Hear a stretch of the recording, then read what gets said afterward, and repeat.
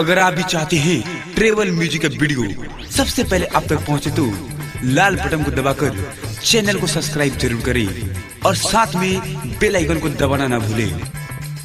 Presented by Tribal Music.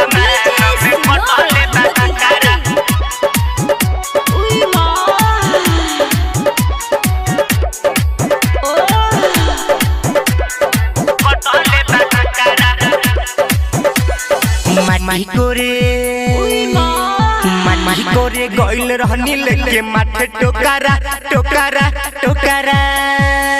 सखी हो सामान में कटहले बा टोकारा सखी हो सामान में कटहले बा टोकारा सखी हो सामान में कटहले बा टोकारा टोकारा टोकारा टोकारा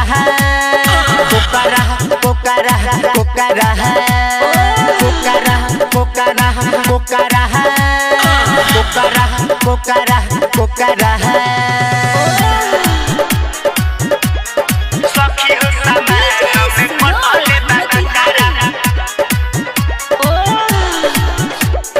सखी हो सामान में कटहले बा टोकारा हो के दरदिया से बड़ा दाबूदी असौ से सामान के पहले खुदी खुदी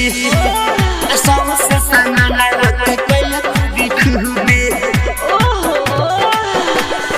हो के दरदिया से बड़ा दाबूदी असौ से सामान के पहले खुदी खुदी नोची नोची नोची नोची फेंकनी दूर जाके ओकरा ओकरा सखी हो सामान में कटहले बा टोकारा सखी हो सामान में कटहले बा टोकारा सखी हो सामान में कटहले बा टोकारा सखी हो सामान में कटहले बा टोकारा सखी हो सामान में कटहले बा टोकारा छुआला मेला गेला बाहर कठोर असी उठा से दबल रहे हमर गोरा असी उठा से दबल रहे हमर गोरा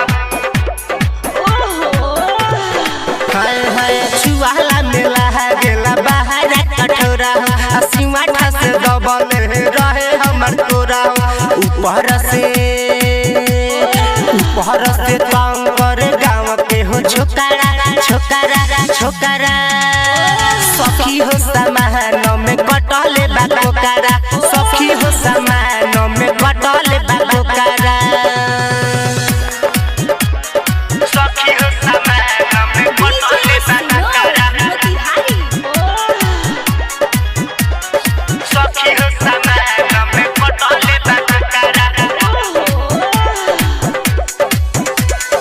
कादो की चमे रहे गोरा हालत कहे देविंदर बात सही बाकी गहला कहे देविंदर बात सही बाकी गहला